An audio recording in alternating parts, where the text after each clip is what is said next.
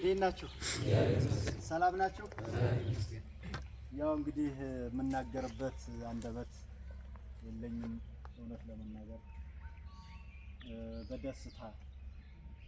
ደስታ አንዳንዴ ውስጥ ያዝናል። እውነት ለመናገር ያዝናል። ይህ የሚያማምር ወጣት ይህ ሸበላ የመሰለ ወጣት እናት አባቱን ቤተሰቡን ሳይጠግብ ለመላው አማራ ሕዝብ ላለበት ለህሉና አደጋ አንዲት በገንዘብ የማይተመን ውድ የሆነ ህይወትን ለመስጠት ተዘጋጅቶ እኛ በተለያየ በማይረባ ጥላቶቻችን በጠመቁልን ጥላቶቻችን ጠፍጥፈው በሰሩት ሴራ ለዚያውም መሀል ሀገር ዛሬም ነገም ይህንን ህዝብ ለመበታተን የመጀመሪያ የሴራ መጠንሰሻ አዲስ አበባን መሀል ሀገር ሸዋን ሁሉም እጁን አስገብቶ የአማራን መሰባሰቢያ የኢትዮጵያን አንድነት የምናመጣበትን አገራችንን ተረኞች በብዙ ውጣውረድ አማራ የገነባትን ሀገር እየተጨማለቁባት ህዝባችንን ለሳትና ለረሃብ እንዲሁም ደግሞ በጅምላ እያሰሩ እያሰቃዩት ይገኛል ማለት ነው።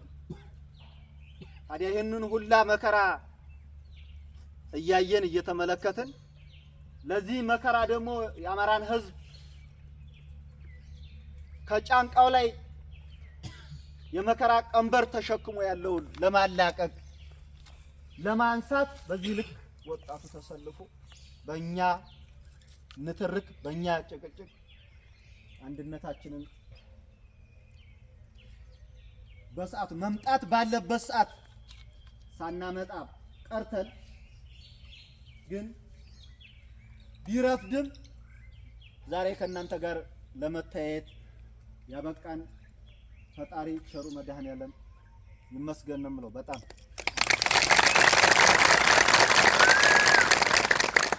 በጣም ደስታ ሀዘን ነው። የደስታ ሀዘን እውነት ለመናገር በማይቻልበት ሁኔታ ውስጥ የድንገት ቅድም ንጋቱ እንደተናገረው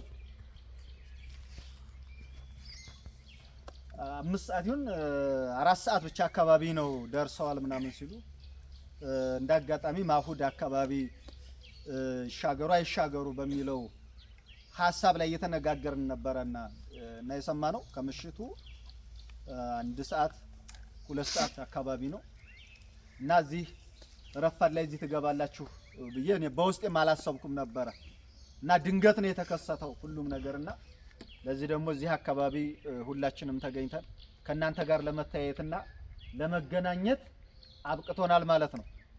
አብቅቶናል። ስለዚህ ይሄ ደግሞ ትልቅ ነገር ነው።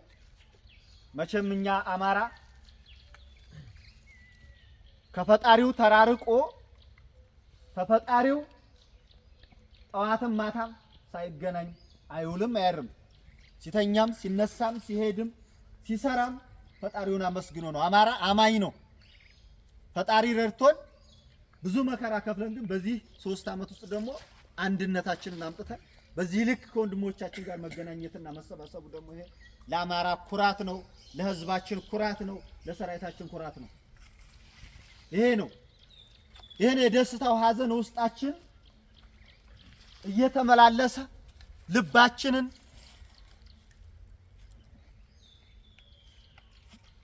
ያኮረዋል፣ ልባችንን ያሞቀዋል። ይሄ ነው አማራ አማኝ ነው። ይህ ማለት ደግሞ ተገፍቶ ነው። ማንንም ገፊ አይደለም።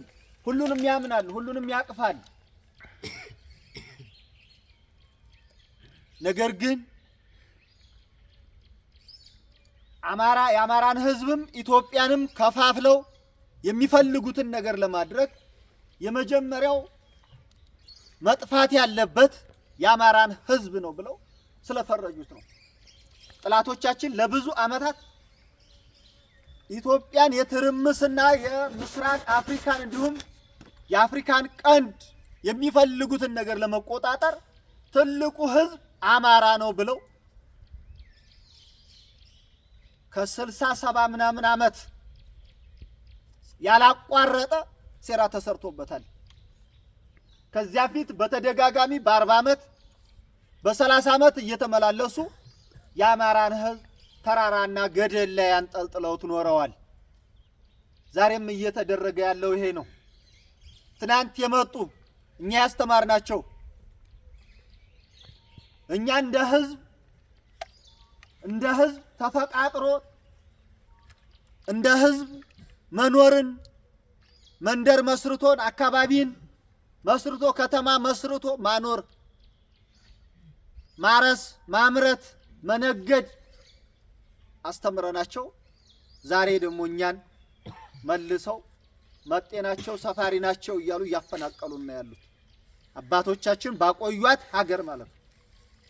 አባቶቻችን ባቆዩት ሀገር ይሄ ነው። ለዚህ ደግሞ የነቃ ትውልድ ፈጥረናል። የነቃ ህዝብ አደራጅተናል። ዛሬ መሽቶባቸዋል። ስለመሸባቸው ግን ይጮሃሉ፣ ይለፈልፋሉ። እንደምታውስ ሰሞኑን ባንድ አርቲስት ባንድ ኢትዮጵያን በሚወድ ባንድ ከጠቅላይ ሚኒስቴሩ እስከ ፓስተሩ እስከ ጳጳሱ አብይ ባሰለፋቸው እየጮሁ ነው። አያችሁ፣ ይሄ ምንድነው? ስራቸው ነው የሚያስጮሃቸው።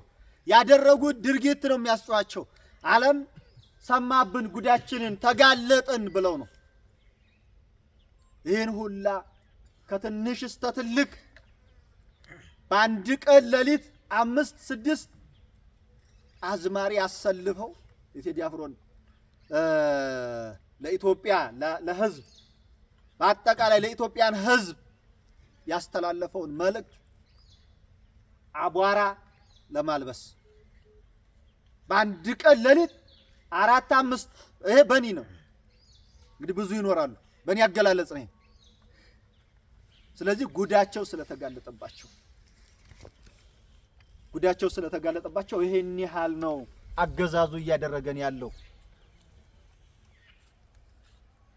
ይሄን ካልኩ ሁሉም የአማራ ፋኖ ሸዋ ጠቅላይ ግዛት አሳምነው እዝ በአዲስ ያው እንደምታዩት 2 ጎራ ነበር። ወደዚያ የምገባበት ነገር የለም። ፈጣሪ ፈቅዶልን ፈጣሪ ለአማራ ህዝብ ሲል አንድነቱን አቅርቦልን በሁላችንም አሚሮ ውስጥ በጎ ነገር ስላደረብን እንድንመለከት ችግሩን ወደ ውስጥ እንድናይ ስላደረገ በአጭር ጊዜ ስለመጣልን ይሄ ተዋህዷል። የአማራ ፋኖ ሸዋ ጠቅላይ ግዛት አሳምነው እዝ አመራሮች በየደረጃው ስምሪት ተከፋፍለው በዚህ በእኛ በኩል የነበረ የሥራ ልምድ በዛኛው በኩል የነበረውን የሥራ ልምድ ለሰራዊታችን ለህዝባችን በያውራጃው ላለው አደረጃጀታችን ይሄንን ስምሪት ተከፋፍሎ በሁሉም ቦታ ትግላችንን እናነቃቃለን። ከዚህ በለጠ እናደራጀዋለን። ህዝባችንን ትናንትና አንገቱን ደፋ ያደረገበትን ዛሬ ደግሞ አንገቱን